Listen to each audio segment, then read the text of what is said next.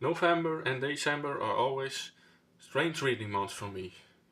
November still feels like a normal reading month, while December feels like a transition. Finishing series, slowing down, and becoming more aware of how close the year is to ending. Because of that, I decided to combine these 2 months into a single wrap-up. Not as a ranking, not as a best-of list, but as a look at how these books actually felt to read at that time. Some of these were rereads, some were continuations of long-running series, and a few were books I've been meaning to get to for a very long time. And so the first one I read in November was Endurance by Yoshiki Tanaka, which is the third book in the Legend of the Galactic Heroes, a Japanese space opera series. Now this series tends to focus on large-scale political conflict, strategy, and rather than individual heroics, and Endurance is very much in that tradition.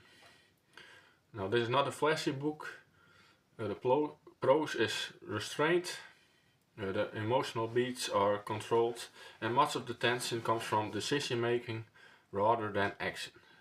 And what I enjoy about the series is how confident the storytelling is. It doesn't rush, it doesn't over-explain, and it trusts the reader to follow complex situations. But this wasn't a book that grabbed me emotionally, but it was consistently engaging, and that's something I value more and more. And during November I reread The Fellowship of the Ring, the first book in the Lord of the Rings trilogy by J.R.R. Tolkien, with the online Lone Star book club. And rereading Tolkien is always a very special kind of experience. What stands out most on this reread is just how much of this book is about atmosphere rather than plot. The slow pace, the songs, the long descriptions, all of it contributes to a sense of depth that few fantasy worlds really achieve. I enjoyed this reread, but I was also very aware that this is not a book you can rush. It demands a certain mindset. And as a late year read, it worked beautifully. I wasn't trying to read fast, I was trying to read well. And next up was The Eyes of the Dragon by Stephen King. The Eyes of the Dragon was an interesting read for me, because it sits somewhere between a traditional fantasy novel and a fairy tale. This is Stephen King deliberately writing in a simpler, more mythic style, and that choice really shapes the experience. I appreciated the storytelling and the structure, but I never fully connected with it emotionally. It's a book I respect more than I love, and that's perfectly fine. Next up was Speaker for the Dead by Orson Scott Card, the sequel to Ender's Game. Speaker for the Dead ended up being one of my most enjoyable reads of these 2 months. It's very different from Ender's Game. It's slower, more philosophical, and much more focused on empathy and understanding, where Ender's Game is much more focused on action. What really worked for me was how much patience this book has. It doesn't rush towards answers, and it doesn't simplify its conflicts. I found the emotional and moral complexity genuinely engaging. And this is the kind of science fiction I appreciate more the older I get. Thoughtful, quiet, and deeply human. The next up was A Darkness at Sephinon by Raymond E. Feist, which concludes the original Rift War saga trilogy. And this felt very much like a classic ending. Big conflicts, lots of moving parts, and a strong sense of closure. And while I didn't dislike this book, it didn't fully excite me either. It felt more functional than inspired.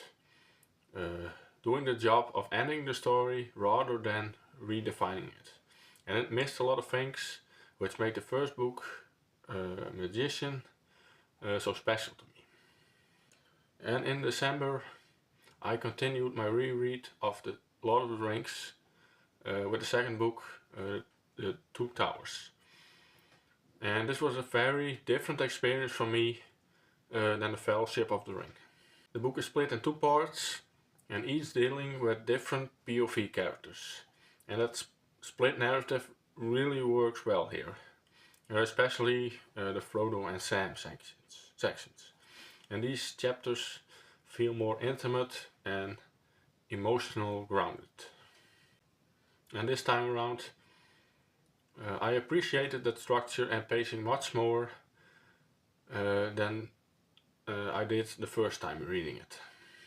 And I ended this year with Stratagem, the fourth entry in the Legend of the Galactic Heroes by Yoshiki Tanaka. And this was another book I genuinely enjoyed. Like Endurance, this one focuses on strategy and political maneuvering, but I felt much more consistently engaged here. And Tanaka's restraint really works well in this book.